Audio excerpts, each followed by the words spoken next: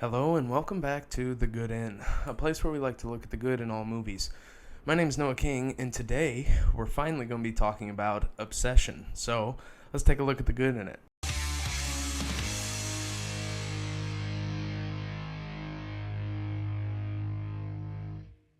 Alright, so I finally got around to watching Obsession, and I'm upset that I waited this long, man. Real good. I guess let me tell you what happens here first.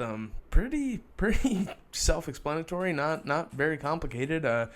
You got a small cast of characters here. You got Nikki and Bear or Baron. And Bear likes Nikki. There's a magical stick that you can make a wish and break, and he wishes that Nikki would love him more than anyone in the world. And he breaks the stick. She pretty immediately comes overly infatuated with him, and that's pretty much the main premise of the movie here. You got two friends of theirs. You know, Nikki and Bear were friends in a small group with another male and female, Ian and Sarah, I believe her name was, who kind of throughout the movie are warning Bear, trying to help him through this weird situation here. But yeah, she obviously becomes a little obsessed after after this wish.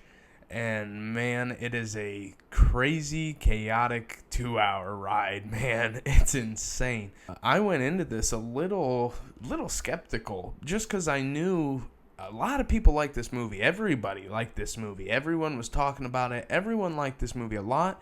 And I was like, yeah, so I mean, it's got to be good, but it's just about a crazy girl. Like, it's just about a crazy girlfriend or something, you know? Like, obviously, I knew it was called Obsession. I didn't know there was kind of that supernatural aspect to it. I didn't know about this whole wish thing.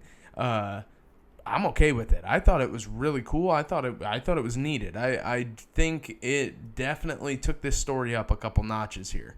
So this is one, first and foremost, if you have not seen this, I'd shut this down and go watch it. I mean, it's crazy. And I'm glad I didn't have anything spoiled. I was on the edge of my seat. I'm serious. If you haven't seen it, I would go check it out first. So obviously, hopefully you can tell here, I thought it was great. I thought it was really good. But let's get into some specifics here.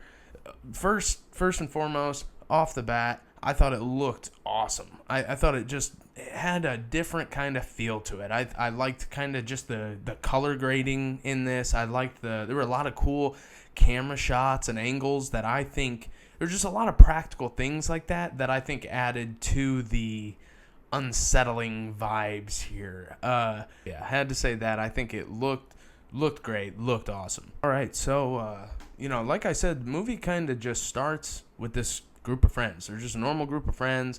They go out. We know, this Bear likes Nikki. He wants to ask her out. His friend Ian keeps telling him to wait. Do it later. Don't do it now. So we know he likes her. At some point, Bear and Nikki are on the phone. Nikki loses her crystal necklace. She has a necklace with a crystal on it, and I guess she loses it. He goes to a store to buy her a new one. Doesn't think she would like him. He finds this One Wish Willow, I believe it's called, and buys her that instead. Wants to confess his feelings towards her. Didn't go well.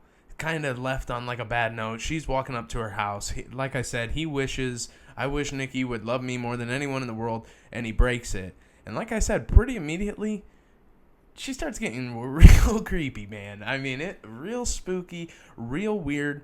And that's one of my good points, but probably the biggest.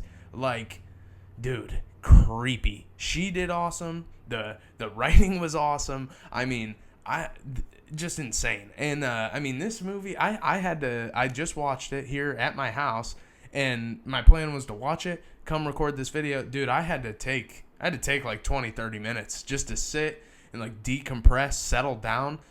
They did really good, man. I just liked how creepy she was. I started writing down specific scenes, and it's almost every scene. Just crazy. It's even more than that too. It's a lot of the little things. There were a lot of times kind of classic horror movie trope or whatever, I guess. You see he's walking into the room and you see her pass back behind him or something like that. That's great. I liked seeing that. That was creepy.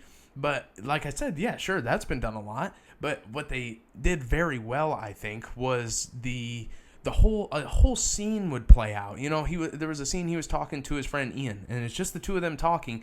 But every time it cuts to Bear, and you see her in the background, like she is just fixed on him. She's not even focused in the frame, like it's blurry, but she's standing there and she's staring this way.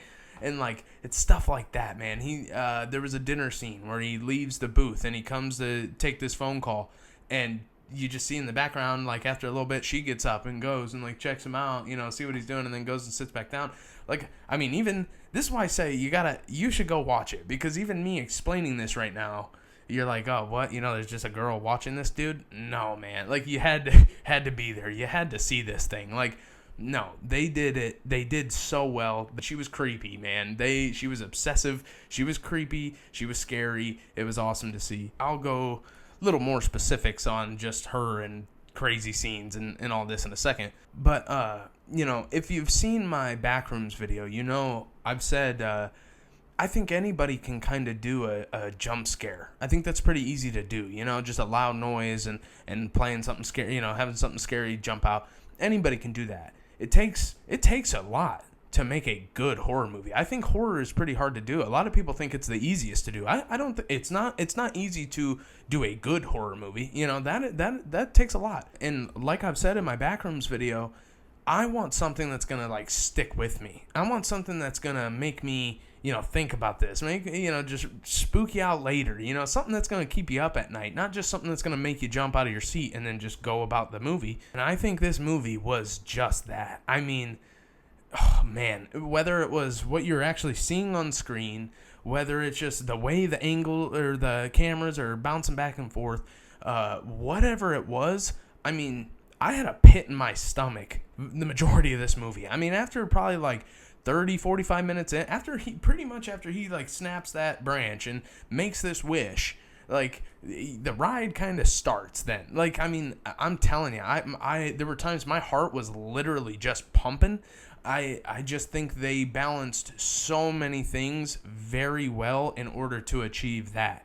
And at the same time too, look, how did I even explain this movie? It took me 20 seconds, and I pretty much said, yeah, there's a guy who likes a girl, makes a wish, she becomes obsessed. And I pretty much knew all that going in here, and somehow you have no idea what's about to happen, right? There are times you're sitting there knowing almost, you're sure that of what's about to happen, and it's something else. Or you think everything's fine, and something crazy happens. I mean, the way I was, kept on my toes, almost thinking I knew too much about the movie, right? Like, what more is there about it? And there's not a whole lot. It's just about an obsessive girl. But man, the way they did it, the way they made her look, the way they had her hiding in the shadows a lot of times, you couldn't see, or not even hiding in the shadows, which she did. I just meant, her face is like blacked out. She's like standing in a shadow talking outside his door. It happened, and her face is just all black and you can pretty much only see her eyes. And the hiding in the literal hiding in the shadows, you have scenes where Bear, he wakes up, it's like 3:30 in the morning, and he wakes up and he's alone in bed, and oh gosh, man, it pans out, it just shows the rest of the room, and she's standing in the corner. I played it back to like make sure she's standing in the corner, and it shows us this a couple times, and like you don't even see her, like you do not even see her, and she's just standing in the corner, and then she just starts talking. And dude, I remember, so she starts talking, and she just steps out of the corner, and I got like goosebumps. It made me feel so weird, like just seeing the way she moved in this. Just, it was creepy, and like I say, that's what I'm looking for, man. I want something what's gonna make my hair stand up, what's gonna just stick with me, what's really going to scare me, right? Like I say, a jump scare, that's not fear, like that's not being frightened by what you're seeing, like you just got jump scared, This was creepy, this was spooky, man. There are a lot of these kind of scenes, like I say.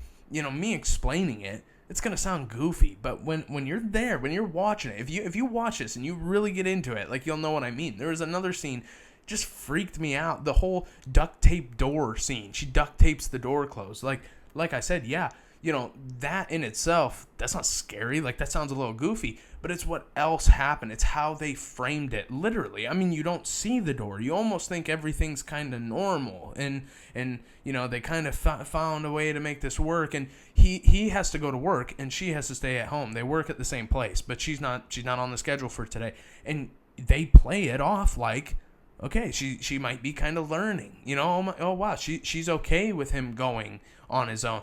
No, and then, it shows him just a look on his face. Like, that's weird. And the camera just slowly pans around, and then you see the door, not duct tape closed, fully duct tape. I mean, covered in duct tape, man. To the point where he's got a strain to get this thing open. And she's like, oh, well, if there's something wrong with the door, you should stay home. And he's like, no, I got it.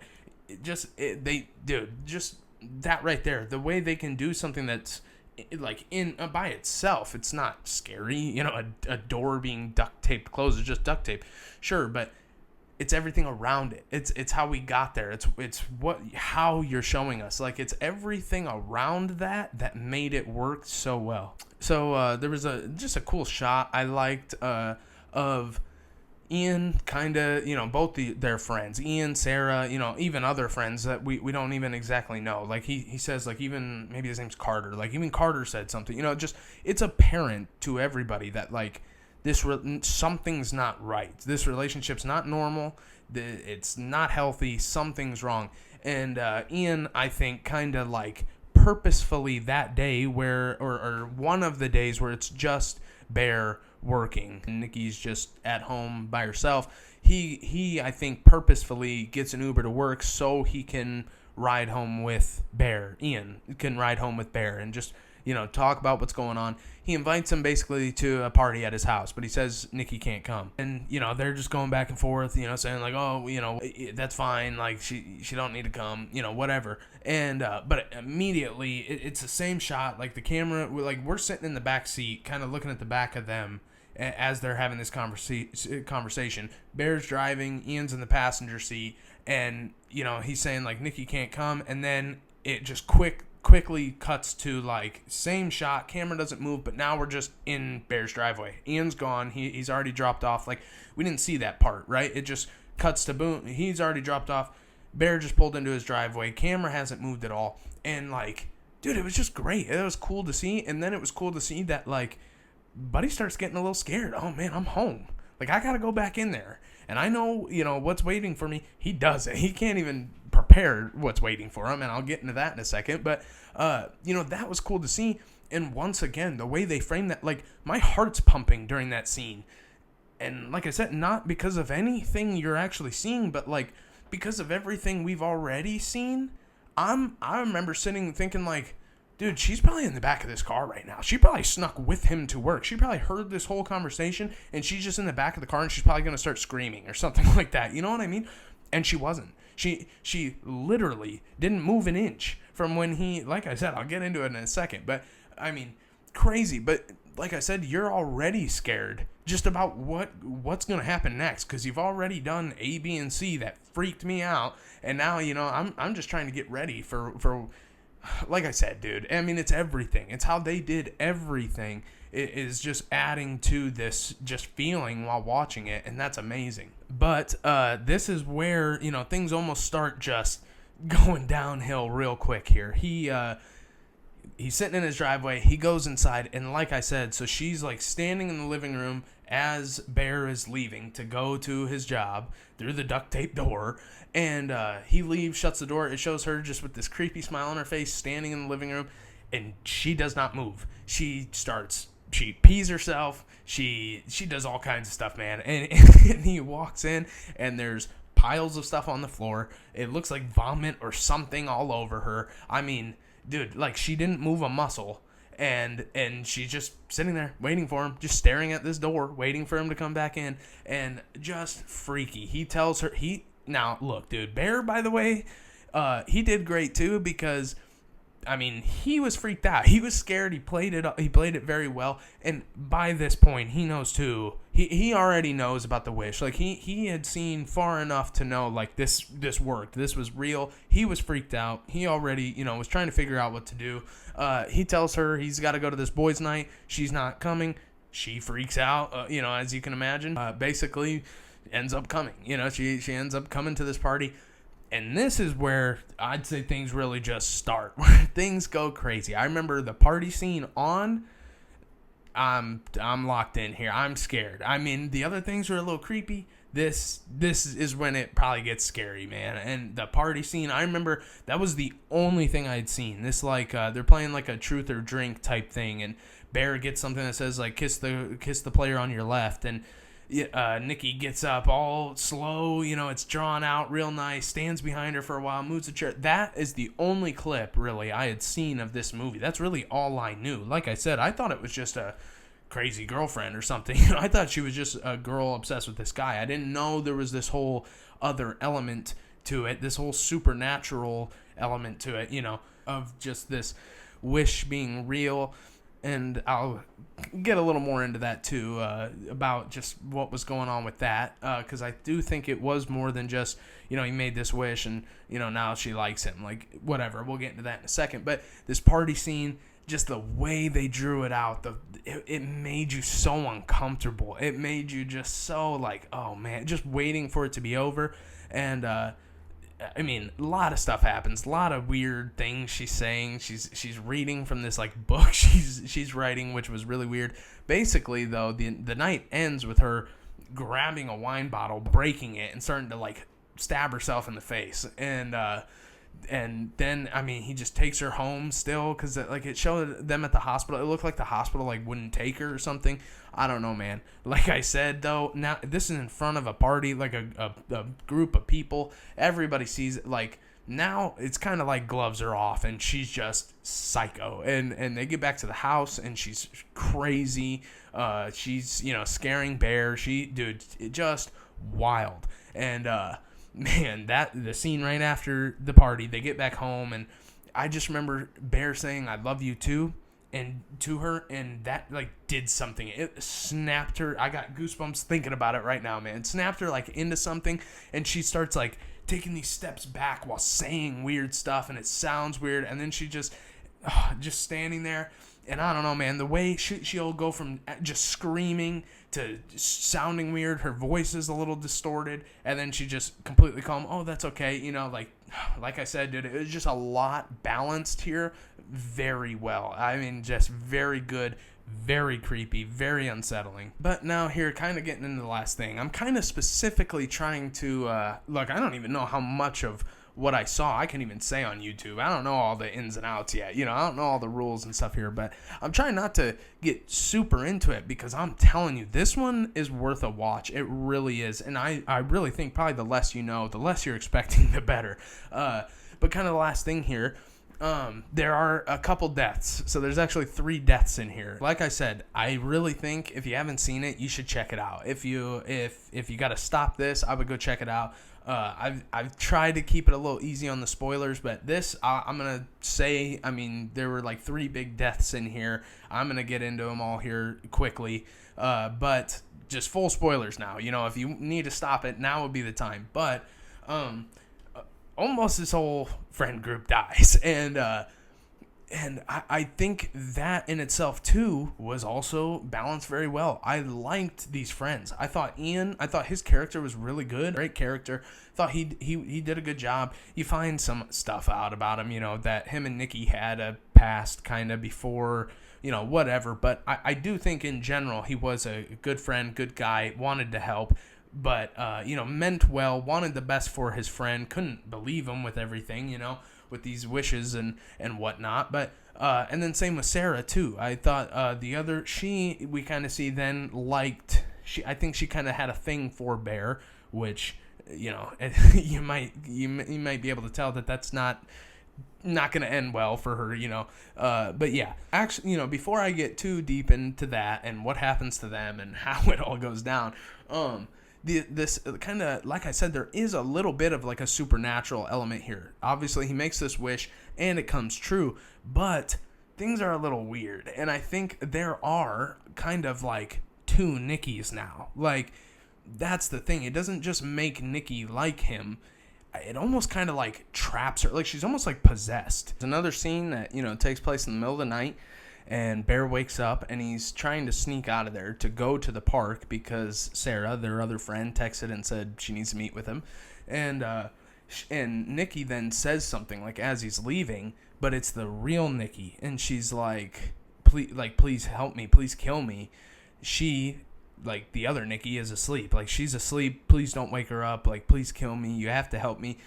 Kind of, like I said, like alluding to that there's kind of like two of them. She's kind of like possessed now. She's not, her real self is like deep down somewhere. And there's a number on the box of this like wish thing, this one wish willow, that he broke, and he calls the number, and it's just a weird guy, very monotone voice, like, hey, what's up, he's saying, just, oh yeah, nothing you can really do, as long as you're alive, like the wish will kind of be alive, and he says, like, do you want to hear Nikki? And you just hear screaming. So like, it's weird, like, where is she? She's obviously physically here in this house, but like, I don't know, man.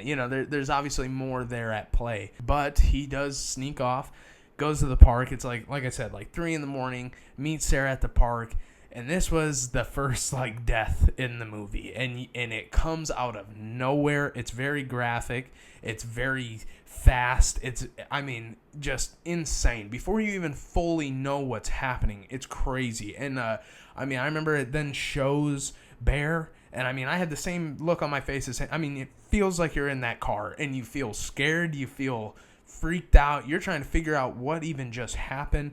But, basically, Sarah's in the driver's seat, he's in the passenger seat, they're both talking, and Nikki comes out of nowhere, breaks through the window, and basically just, I can't even get too into it. But, yeah, beats Sarah pretty bad and kills her. And she's then saying, Bear's just freaked. He don't even know what's going on, what to say. And she's saying, you got to help me with the body. Weird, man. It's just crazy, creepy, scary. And they once again did it very well. But, then we see that she's taking care of the body. And she tells him, go ahead, go back home. And he then just kind of loses his mind now, and he's trying to figure out what to do. He goes for another wish. He wants to get another wish, but you only get one, and he like physically cannot break the thing after making your one wish. So he goes to find his friend Ian, and he says, you have to wish that I never made a wish, and you only get one. Well, Ian doesn't believe it, and he says, like, I wish I had $1 billion. And he cracks it, and money starts just raining from the sky in his living room.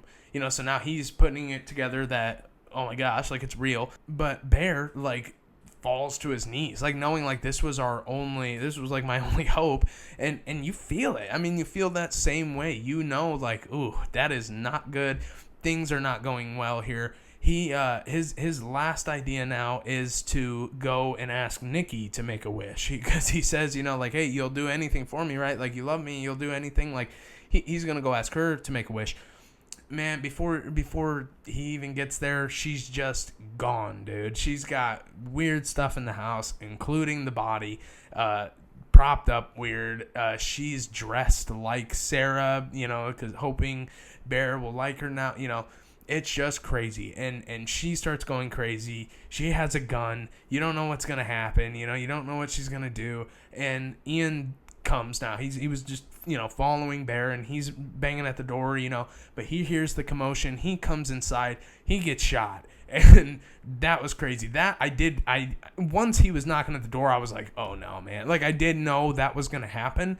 Still shocked, still surprising, dude. I don't know. I think what they did really well were that where a lot of horror movies fall short is I felt that. I felt both their deaths, man. I thought they carried a lot of weight for just being two supporting characters that probably didn't have a whole lot of screen time. Really the bulk of this movie was the couple was Bear and Nikki being crazy.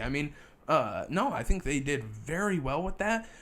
Sarah's death was crazy, and I mean, it was just heavier than I thought. I barely even knew her name really until then. Like, she wasn't even in the movie that well, but just because of everything else, like it felt real. It felt chaotic. It felt like, oh my gosh, what now? What's next? What do you even do? I mean, like, it was crazy. And same with Ian. Like I said, he was a great character. He was a good friend. He was a good character in the movie, a good comic relief here and there too. And no, they just both carried a lot of weight there. And yeah, it just done very well. Like, their deaths were even done very well.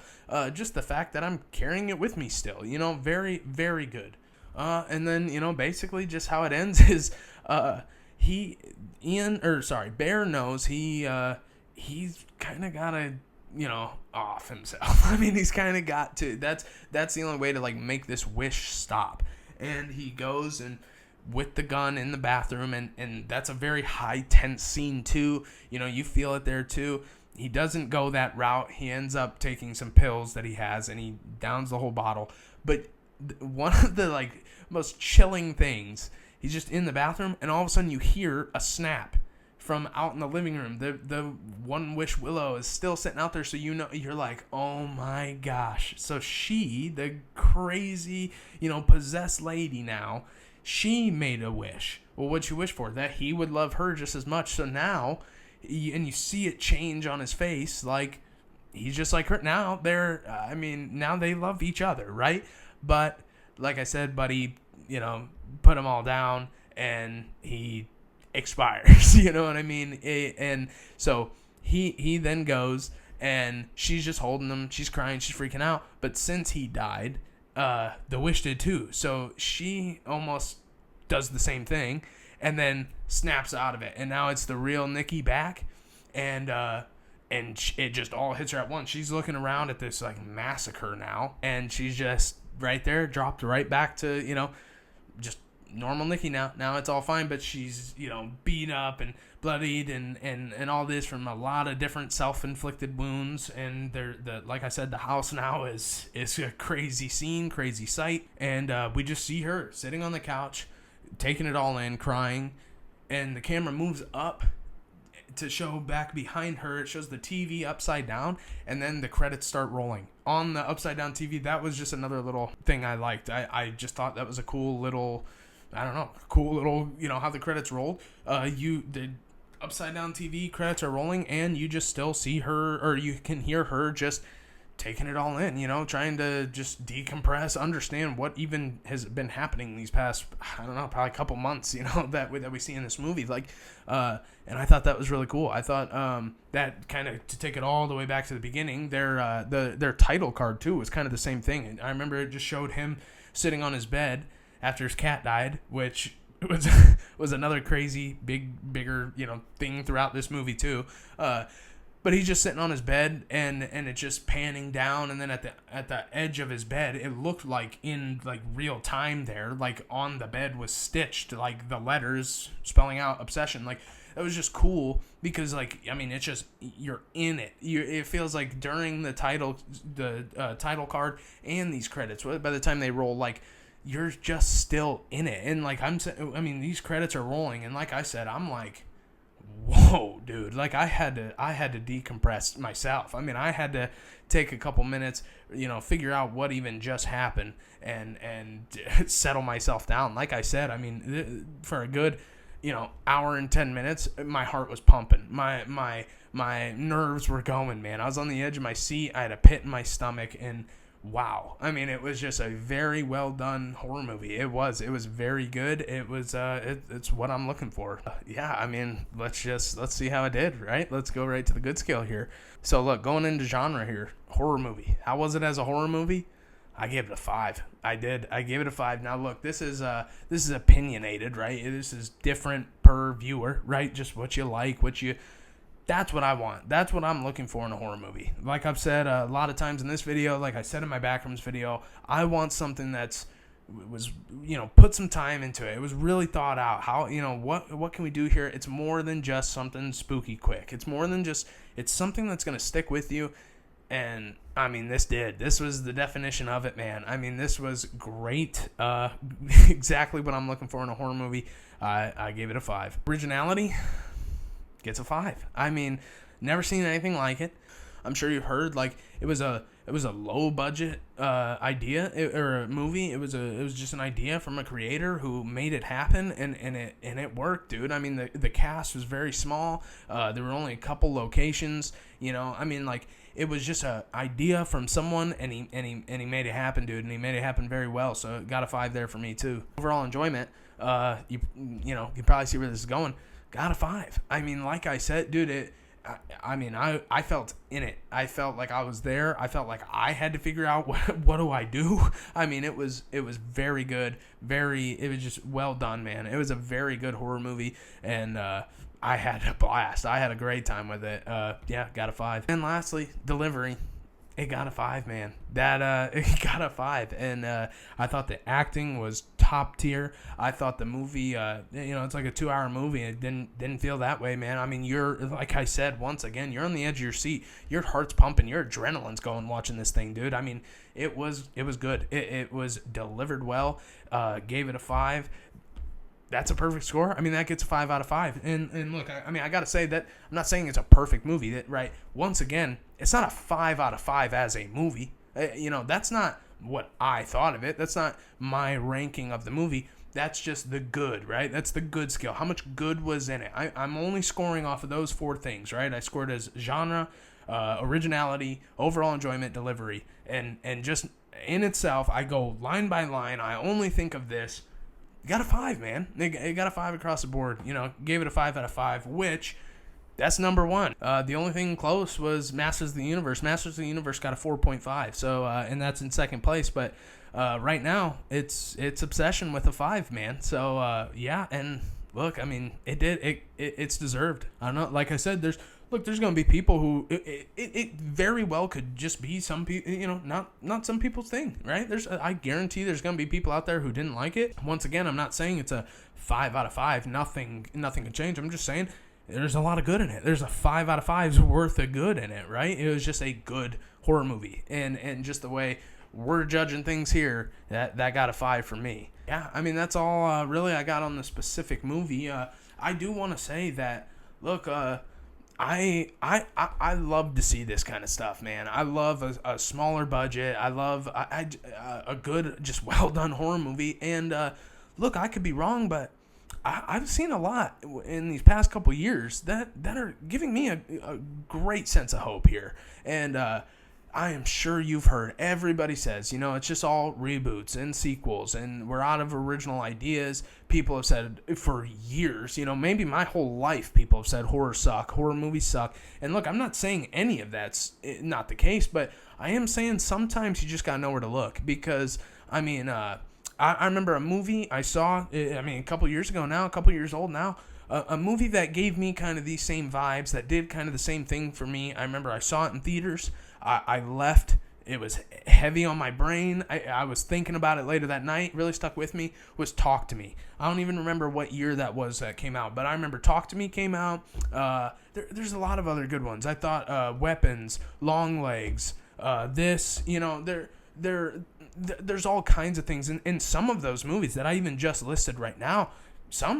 It was almost a letdown for me. Some I didn't even like all that much, but I still love seeing it. And then this, Backrooms even too. Backrooms was another good example. Like, I think we're all right. I mean, I think the young filmmakers out there, I think they know what they're doing, and I think we're in good hands. I think as long as we can, keep getting stuff like this, I think we're going to be all right. But yeah, once again, I just love seeing it. I had a great time with it. My only regret is I don't know what I saw instead. Maybe it was Backrooms, but I don't know what else was in theaters. But man, I should have went and saw it. I mean, I should have saw it opening night. I'm bummed I waited this long.